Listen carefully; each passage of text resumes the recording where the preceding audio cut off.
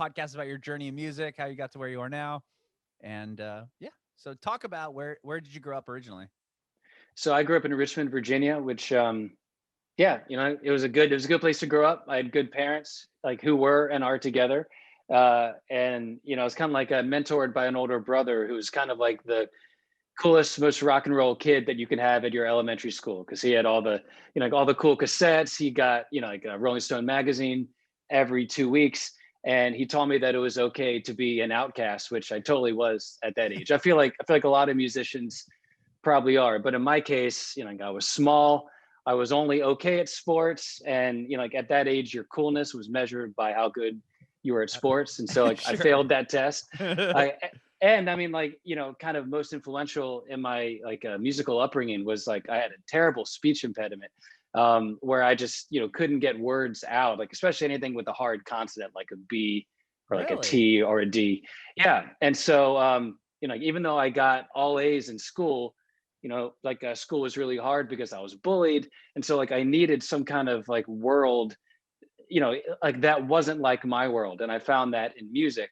And then I found that once I was making music, and particularly whenever I would sing, I had the fluency that like I didn't have whenever I would speak. Speak. And so I think I just it was more like than a hobby. It was kind of a way out of what was probably some like early like depression. Yeah. Sure. You said your older brother was the one that was getting the magazines and stuff and into the cool records. Oh yeah. Did he play an instrument, or how did you get into playing? Yeah, well, like he did. He played guitar. So he's just under 5 years older than me. And so I think when I was 6 and he was 11, he began taking, guitar lessons. And it was one day a week we got out of school early. I think it was a Wednesday. And so we would get out of school and walk to where he would get his lessons, and I would go with him, and I would have like to wait outside while he would go in and have his lesson. And when you're that young and you don't have homework, and I don't really, like I guess I could read, but like not a lot at that age. Right. And so I was Sure. really bored. And so I asked my mom, can I also have lessons? And my mom was like, yeah, sure, but you have to remain, committed. And I said, I don't even, like know what that word means because I'm 6, but sure, I'll do Right. it. Yeah. Um, yeah. And my brother, he quit lessons after a couple years, and I remained with it. Wow. So how long did you keep the lessons up for? I think I did them up through the end of high school. And then Wow. once I was in middle school, I began taking vocal lessons because my mom had been a working musician, like primarily a classically trained vocalist, when I was Really? really young. And Oh, my mom wow. had kind of like pushed me into that because I think she saw that, I had good pitch or whatnot. Yeah. Wow. Okay. So your mom was a musician. How cool. Yeah. Like, did you get to see her perform at all, or was she more like on the behind the scenes? It was mostly mom doing like, like weddings and funerals, and occasionally getting called to do like a church, Mhm. like a mass, I guess. And so I think I Sure. caught a couple of her church, like performances, but it was always kind of like in that classical world. And when you're really young, which I was when mom was active like that, it's not the coolest thing. So I was kind of like embarrassed that like mom was up there with her, huge classical like vibrato and stuff. Right. Well, Yeah. okay. So when did you start like writing songs? I mean, taking guitar lessons and vocal lessons, you must have had a knack Yeah. for writing as well. What's funny, I was listening to your interview with Jerry Castle prior to this, and like he mentioned that like he began writing songs by like ripping off other people and like Mhm. changing, yeah, like changing like lyrics of like another person's songs. So I began like that. Like I remember specifically taking a Brian Adams song, Heaven, and changing lyrics and then playing it like for my older brother, being like, "Look at this song I wrote," and he was like, "You didn't write that. Like that's a Brian Adams song." You're like, but I Um, wrote the lyrics. yeah, which like doesn't count. Yeah, I guess I was trying to be like a Bernie Taupin or something at that age. Um, yeah, but I think like by high school, I was trying my hand at writing and had a couple songs like, and they weren't really great songs. But then once I was in college, I had a band. I went to University of Virginia, which is a really big party school, Hmm. and so I had a band that would play all these parties. And I think like our average gig was playing from 10 p.m. until 2 a.m. And so we had like a huge list of cover songs, but we also played originals. And like that was like really my like introduction to the world of like music, like like being like a business, like Right, we're like right. you know, we were like a band with like a bank account, and we would play our gigs and then use our profits and put them into making our own albums. And yeah, so I guess, you know, my late teens, early 20s is when I really began to write songs. Wow. Well, how did you meet the people in college to form that band? Two of them were in my dorm, so it was lucky. I was like, you know, like, oh, you play drums? I play guitar. Oh, you play bass? I play guitar. And then the other guitarist, like the guy who played lead guitar, because at the time I couldn't play lead guitar if you know, like put a gun to my head. He saw me, I think, in class, like writing lyrics on a piece of paper, and he said, "Hey, we should play sometime." And I was like, "Yeah, sure," but like he actually harped on it, and he made it happen. Wow. And it did.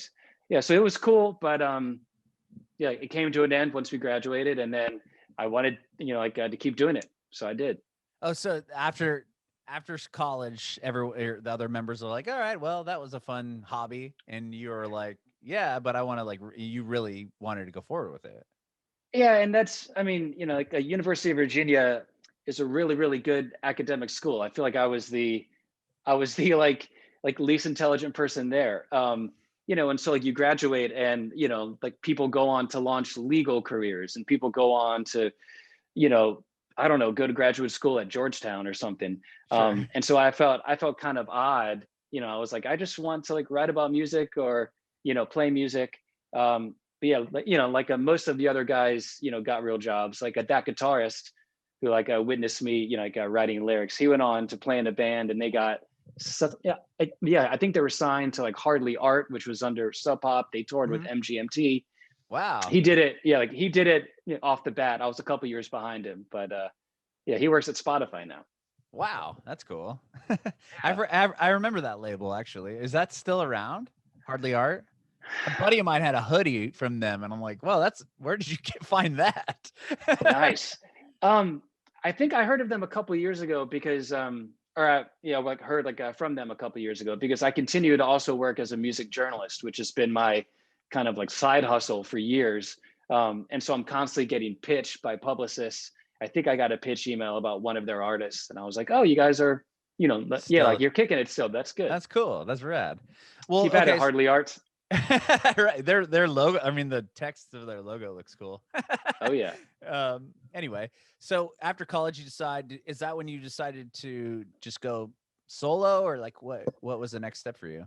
Well, I did kind of misspeak earlier. So kind of like I said, like I always had these like parallel career paths of playing music and writing about music. And so after I graduated college, I wanted to play, but I just got an immediate offer to go up to New York and work at Spin Magazine, which was a dream job of mine. Sure. And that's huge. Yeah. And it was kind of like a two-part offer. It was like you do an internship like for a couple months, and then when a job opens up, you know, we'll know you, we will have groomed you, and you'll get it.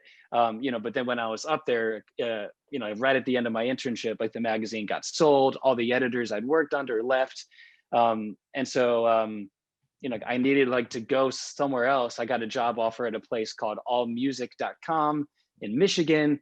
I went over there, worked as a journalist there, and it was a great job. But I think it took kind of, you know, climbing up like that, you know, ladder of music journalism, like to be able to look around and realize, oh, like this is not like the view that I want. I want to climb up the I'm a musician ladder. And so like that's when my wife and I, you know, like talked about where we could move, and it came down to Nashville or Seattle, and Nashville won out. Wow. You're in Nashville now. I'm in Nashville. Awesome. We're going to talk off the record about that because we're moving to Nashville.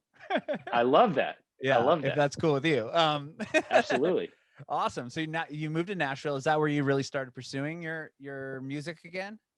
Yeah. I mean, like I've recorded an album like that is, you know, currently out of print, and I hope it remains that way. Like no offense, like anyone who worked on it, right before I left Michigan and came here to Nashville and like had that album. And I thought, you know, I thought it was going to get me everything I wanted. I was like, here, I've got this cool album. And I realized quickly that, you know, I didn't know anything, and that I was going to have to put in a lot more legwork, which was good. Like, it's kind of why I went to Nashville. I wanted to go to a town that, you know, would kick my ass until I was good enough to kick back. And so it took a couple years, but yeah, I got here and just, you know, hit the ground running. And within about 2 years, we were touring, you know, more or less constantly with my band, you know, kind of climbing up that ladder. And then I had the whole, you know, brain tumor like thing. I'm not sure if you've heard about that, but like that kind No. of put pause on everything. Oh my gosh. Are you I'm good now. I'm good now. That's good. Oh my gosh. Was it like a benign tumor or is it It was a some benign tumor. Yeah. So this would have been, I mean, it's been a couple years now. This would have been 7 years ago.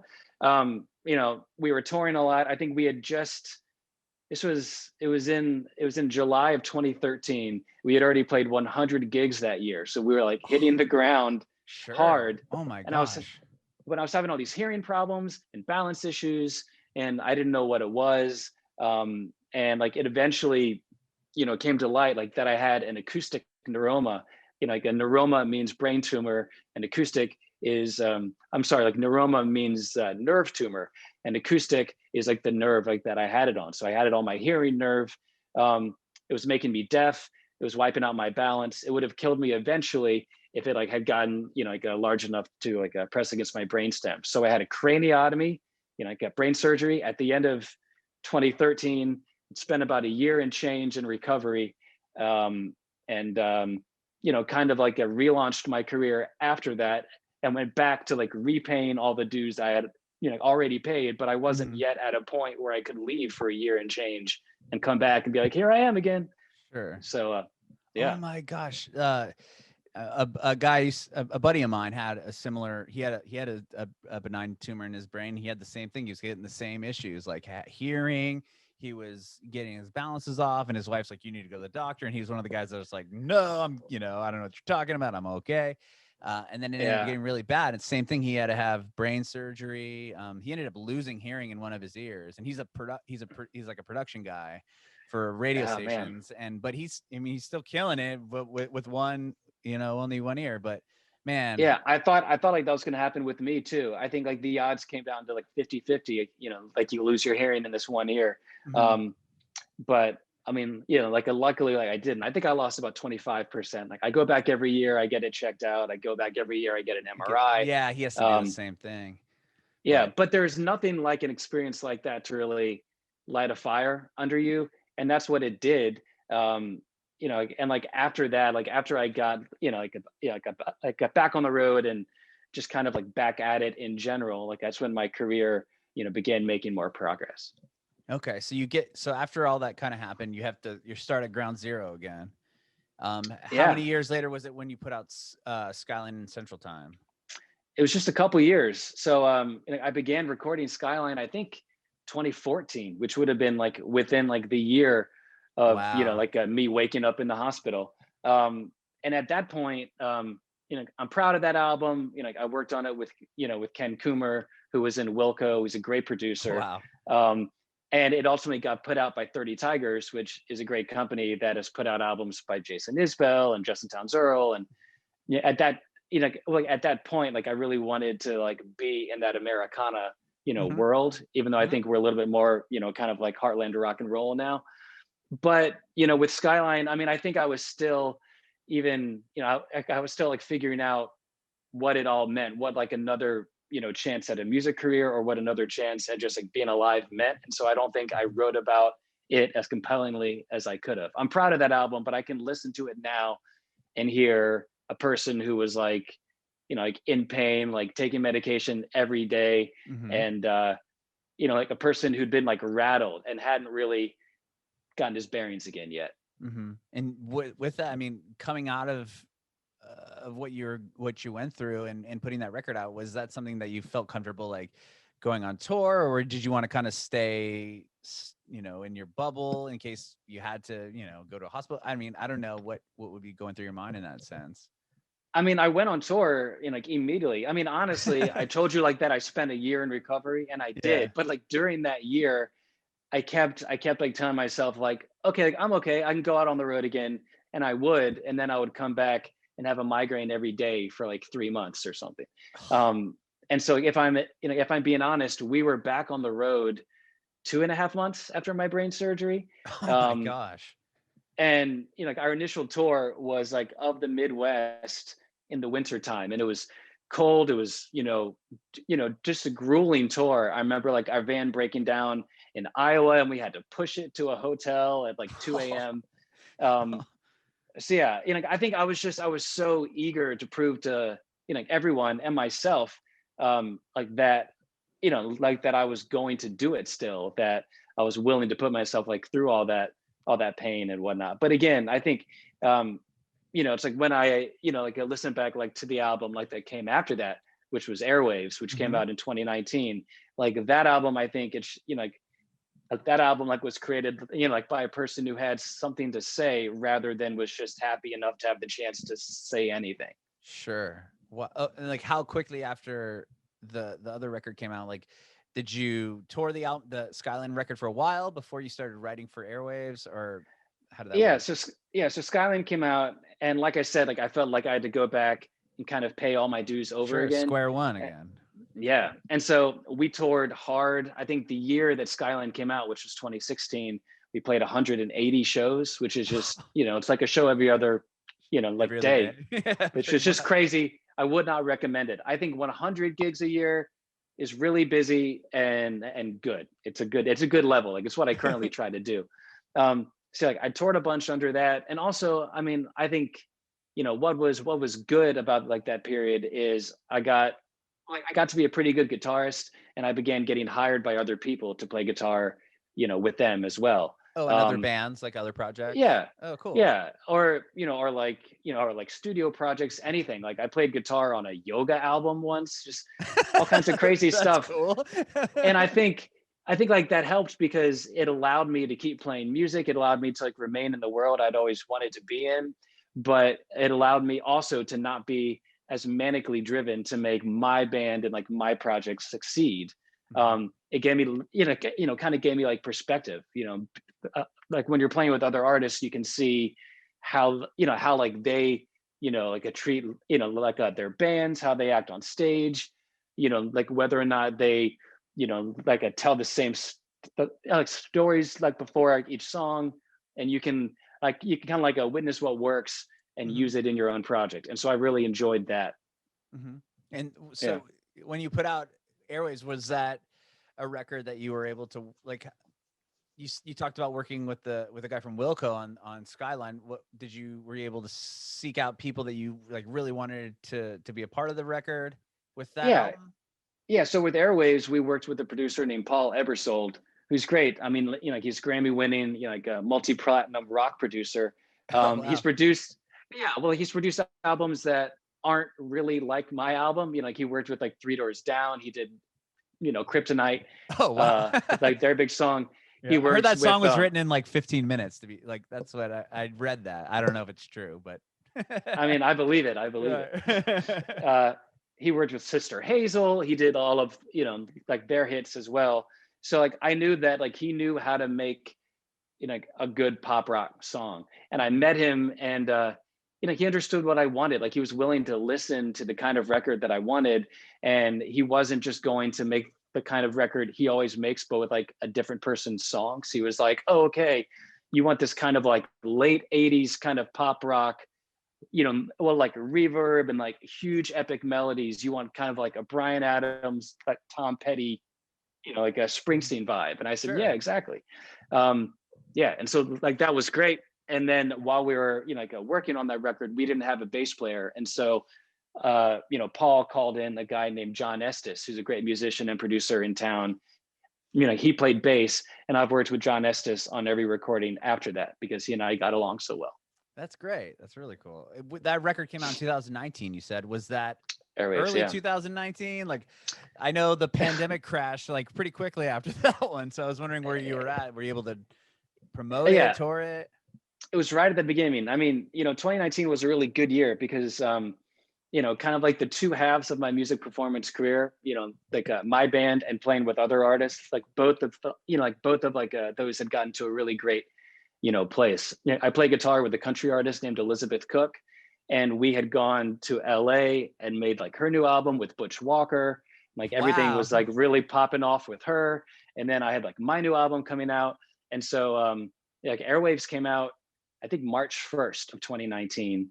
And it was a good year.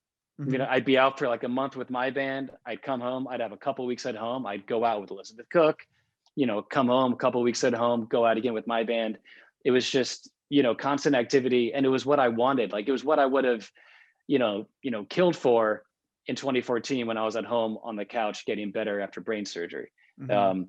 And it made me realize that like making it, can just be like doing it. I don't like have to be, playing arenas like John Bon Jovi, like in like and like flying over a crowd like he does, like in the Lay Your Hands on Me music video. It's like just having like any crowd, having a band, having a van, going and playing, like that's making it. And 2019 like really made that clear to me. That's that's amazing. And with that, you had, so that made it clear to you in 2019, with all the being able to tour and get to LA, and then 2020, everything is the opposite. Obviously, like pretty exactly a year later. I mean, in March is when everything shut down. What Yeah. were you up to, and how did that really kind of affect you and your music Um, career? I mean, clearly 2020 was a horrible year for like everybody, but in terms of music, it went okay for us. It Okay. began, it began with a whirl of activity. I think between January and March, I played in a couple countries. I played in Mexico. I played in Jamaica. We played like as Wow. far south in America as like Florida. We went all the way up to Wisconsin, like Illinois. So we were hitting it hard. Had you And ever then of played out of course the everything. country before, or was that your first experience? Yeah, I've played, well, like generally every year I go and play in Norway. Like, I've got a good thing going on in Norway. I think like Norway Wow. is awesome. And Norway is really into my kind of rock and roll. Like they're like really into Bruce Springsteen. They like really understand that kind of vibe. How did you find out I that love it. that country was adopting your stuff? Was it off like Spotify streams, or like how did you Um, a, know? a couple of Norwegian promoters came like here to Nashville to Americana Fest Mhm. and caught me playing guitar with an artist named John Latham. And then, kind of like by that, like they got into my music and they asked me if I wanted to come and tour and play Norway. And so I did. I think the first year I did it was 2017. And I went Wow. back every year. Of course, I couldn't go last year. I hope I can go this year. Mhm. Um, yeah, and I've also played in South Africa, Whoa. uh, played in Mexico a couple times. I think that's it. Wow. And well, Yeah, Jamaica too. That's rad. That's so yeah, and cool. Jamaica. Um, Cool. yeah, I love going to like playing abroad is great. It's great to yeah, it's just great. It's great to get out of kind of like the Nashville microcosm and to get out of like the rat race and like to just play music like to people who are glad that you've come all the way to play for them. Sure. Wow. But you asked me about 2020. So Yeah. like we began playing live streams, like every week. We did 38 of them last year, and they were great. Like it was a great way to like maintain our audience. It was a great way to pull in like a bigger audience, and like just using like the metrics I usually use to like chart if we're growing or not, like whatever, or like number of like YouTube subscribers or like number of Mhm. likes or whatever.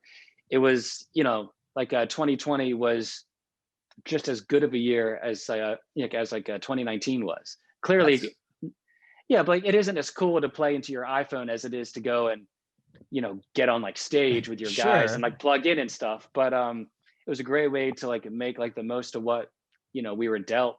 And we're continuing like to play live streams. We had one scheduled yesterday. We didn't wind up like doing it because of all the Yeah, crazy everything. political mess. Uh-huh. But going forward, like we will, like until we can get back on the road, I plan on playing every Thursday night on our Facebook page, our live That's stream. cool. That's awesome. And is it just you acoustic, or do you set up everybody?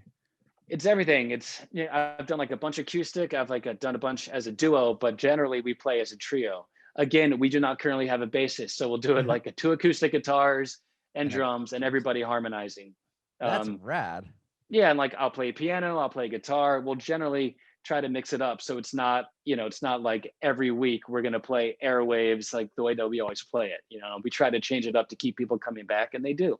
That's awesome. That's really cool. And with like, and have you been able? You obviously you just you released a song in November. Is that Yeah. was that written during the pandemic and like recorded during all that?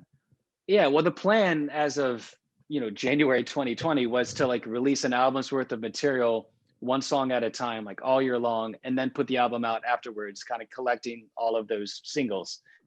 Um, but like once everything happened, once I realized we weren't going to be able to properly tour it, it didn't seem to be like, like smart to put all of that, like money and work into an album like that wasn't going to have like the Yeah. most, like a traditional push. And so we put Right. out about like half of an album last year. We kept recording, kept writing, and the plan is, like to put an album out in 2021 with a couple of our previously released 2020 songs and a bunch of new songs. But yeah, I found that it has been a lot easier to write recently. I think just again, kind of getting out of that like, Nashville, like rat race, and like not worrying about whether or not I'm going to like the cool show or the cool bar or whatnot. It's been a lot easier to just, keep my lightning rod up and, like jot down inspiration whenever it comes. It's kind of like COVID cleared out a bunch of noise and I was able to listen better.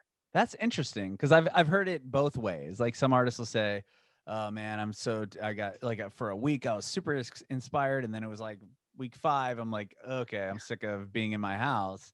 But that's amazing that you're able to turn it into a positive. Really, I mean, it comes in spurts. Like most of it was like the first half of last year. I wrote a ton of songs, and we've just kind of like been using like that to, keep us moving. But my journalism work has been quite active all year long, and I'm surprised about that too, because I write about music. I can only keep like that part of my career going if other people are putting out music and they want me to write about it. And like I thought like there would be a drought, but like but nope, it's people been raining music. Yeah, people need it right now. So you have a lot of stuff. So do you have something planned to come out? I know the other one was in November. What's the next record? Do you have something coming out soon, or? That's a very good question. I haven't planned that yet. We were in the studio in November wearing masks and everything. Got 8 new songs done. Wow. We're like mixing all those and like taking our time, and I've been kind of like focusing on those. But once an album comes into like the picture, I'll probably put out 1 to 3 more songs in advance and then put the actual album out. I learned last year too, once I kind of communicated our plan like to our audience of like, okay, we're going to put out like an album, but it's going to be like each song, like at a time, like a lot of our audience said, like we prefer, like we would like prefer, like an album, like a classic album, like rather than a collection of songs. Singles. And I liked that because, like I prefer, like I prefer, like that as well. And so we kind of like, like pivoted and, like it went back to like the traditional classic album. And like, that's what we're going to do. It's just, it's in gestation still. I like that though. I mean, because there's something about of listening to a record. I mean, in full. I mean, there's a reason why you chose the first song to be the first song and the last song and everything in between. And there's just like something so much different when you're listening to a record in full than just like the hot single or whatever. And you'll see a lot of artists like that. They'll just put out like 5 singles and then somehow it'll become an EP that they stitched together on like Spotify or something. Sure. Yeah, because otherwise it's like, it's quite confusing on Spotify. I mean, we put out how many songs last year? 5 songs. And like, it's hard to get them all in order on Spotify. I can understand if a person like who hadn't, like heard of us was going to, check us out on Spotify, it would like be confusing to know where to begin. So yeah, whole album it is. Late 2021 probably. I love that. That's amazing. And thank you, Andrew, for talking with me today. I really appreciate your time. Absolutely, man. I appreciate anyone who's got, like the level of hustle, y'all do. So, and we should talk about Nashville after this. We will. I have one more question for you before we talk about Nashville. Sure. I want to know if you have any advice for aspiring artists.